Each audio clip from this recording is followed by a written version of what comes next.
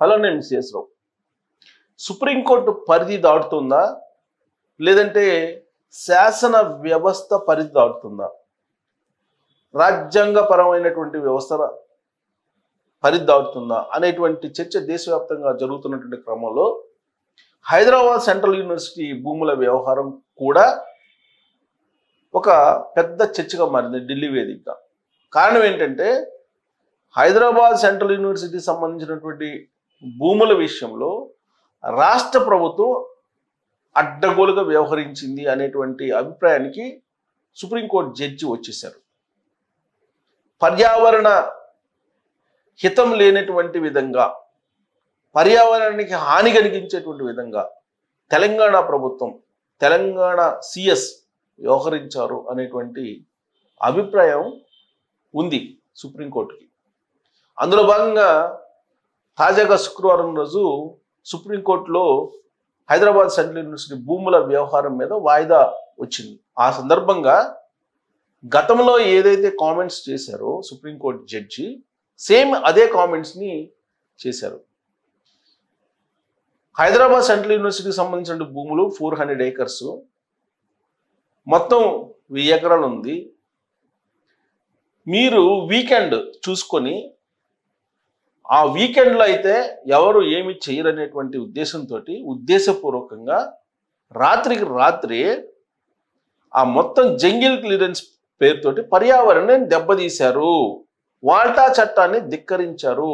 ఇది కనుక ప్రూవ్ అయితే సిఎస్ని జైల్లో పెట్టాల్సి వస్తుందని చెప్పి మళ్ళీ కామెంట్ చేశారు. ఇలాంటి తెలివి చాలా ప్రమాదకరం.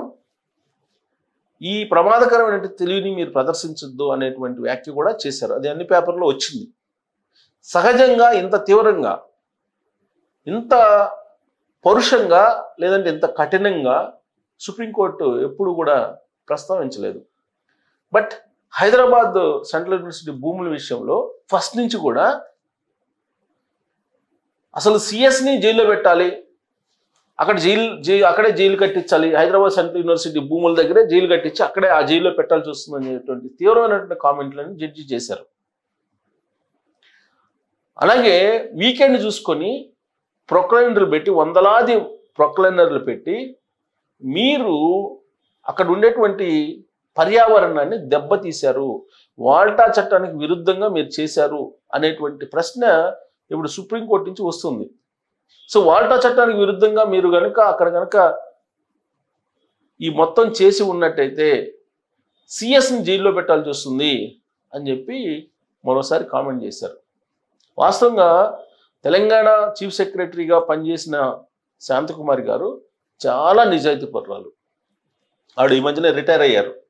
ఆవిడ మొత్తం ఎంటైర్ కెరియర్లో ఎక్కడా కూడా ఒక్క ఆరోపణ కానీ ఒక్క విమర్శన కానీ ఆమె మీద లేదు. ఎంత నిక్కచ్చిగా ఉంటారంటే మీడియా వెళ్ళినా కానీ ఎంతవరకు మాట్లాడాలో అంతవరకే మాట్లాడతారు. ఆవిడ పంచాయతీరాజ్ కమిషనర్గా ఉన్నప్పుడు నేను జర్నలిస్ట్గా ఒక పేపర్లో పనిచేసేవాళ్ళని.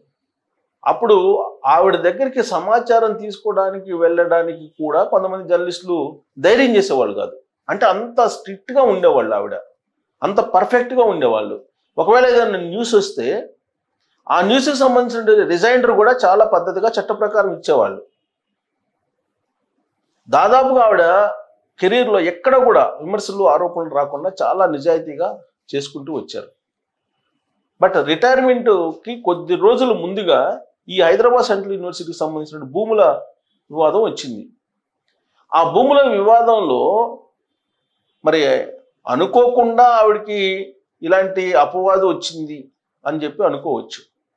Plus judge, supreme court judge out స్పోకెన్గా జైల్లో పెట్టాల్సి వస్తుంది సిఎస్ని, వీకెండ్లో చూసుకొని మీరు ఇలాంటి పని చేశారు, మీ తెలివిని ఈ విధంగా ప్రదర్శించారు, మీ తెలివి చాలా ప్రమాదకరం, ఇలాంటివన్నీ కూడా కామెంట్ చేయటం అని అంటే జడ్జెస్ కామెంట్ ఎప్పుడు కూడా ఇంత హైలైట్ కావట్లేదు.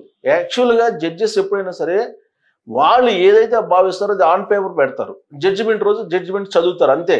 కామెంట్స్కి దూరంగా ఉంటారు చాలా వరకు. కానీ ఈ మధ్యకాలంలో జడ్జెస్ కామెంట్స్ ఎక్కువ చేస్తున్నారు. ఆ కామెంట్స్ మీడియాలో కూడా వస్తున్నాయి, సమాజంలో చర్చకు దారి తీస్తూ ఉన్నాయి. ఇప్పుడు తాజాగా దేశవ్యాప్తంగా కూడా ఇలాంటి చర్చ ఏంటంటే సుప్రీంకోర్టు వర్సెస్ రాష్ట్రపతి భవన్. రాష్ట్రపతి భవన్ అంటే మనకి అత్యున్నతమైనటువంటిది. రాష్ట్రపతి అల్టిమేటింగ్గా అక్కడ ముర్ము గారు ఉన్నా లేదంటే ఎవరున్నా రాష్ట్రపతి అనేది భారతదేశానికి అల్టిమేట్ పోస్ట్. సో అలాంటి రాష్ట్రపతి పదవిని లేదా రాష్ట్రపతి భవనాన్ని ఇప్పుడు సుప్రీంకోర్టు ప్రశ్నిస్తూ ఉంది. ఎలా? తమిళనాడులో గవర్నర్ కొన్ని బిల్లుల్ని ఆమోదింపజేయకుండా ఆయన పెండింగ్లో పెట్టారు. సో దాని మీద సవాల్ చేస్తూ అక్కడ ఉండేటువంటి డిఎంకే ప్రభుత్వం సుప్రీంకోర్టు వరకు వెళ్ళింది.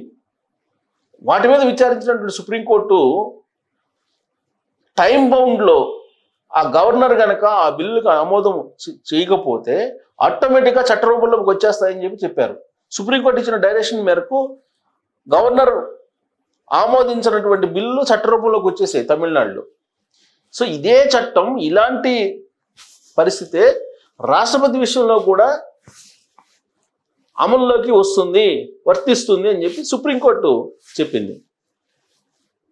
అంటే పార్లమెంట్లో ఆమోదించినటువంటి బిల్లు రాష్ట్రపతికి పంపిస్తే రాష్ట్రపతి కనుక ఒకవేళ ఆ బిల్లుల మీద అబ్జెక్షన్ ఉంటే ఆపేస్తే కొంత టైం తర్వాత అవి ఆటోమేటిక్గా బిల్లుల రూపంలోకి రావచ్చు. సో అంటే రాష్ట్రపతి ఆమోదంతో సంబంధం లేదు ఒక రకంగా చెప్పాలంటే. దీని మీద రాష్ట్రపతి హోదాలో ముర్ము గారు రెస్పాండ్ అయ్యారు. ఏ అధికారం ఉంది సుప్రీంకోర్టు చెప్పడానికి? రాష్ట్రపతి భవన్కు ఉన్నటువంటి రాజ్యాంగంలో కల్పించినటువంటి అధికారం సుప్రీం. మరి అలాంటి సుప్రీం పవర్స్ ఉన్నటువంటి రాష్ట్రపతి భవన్ని సుప్రీంకోర్టు ప్రశ్నించింది. ఏ అధికారంతో, ఏ రాజ్యాంగం చెప్పింది, ఏ నిబంధన చెప్పింది అని చెప్పి ముర్ము గారు డైరెక్ట్గా ప్రశ్నించారు.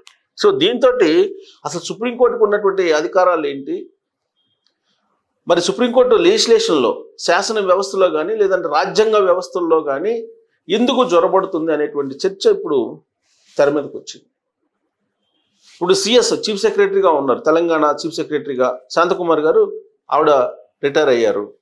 సరే, కొత్త సిఎస్ రామకృష్ణరావు గారు వచ్చారు. సిఎస్ ఎవరున్నా సరే సిఎస్ని నేను జైల్లో పెడతానని చెప్పి సుప్రీంకోర్టు అంటది.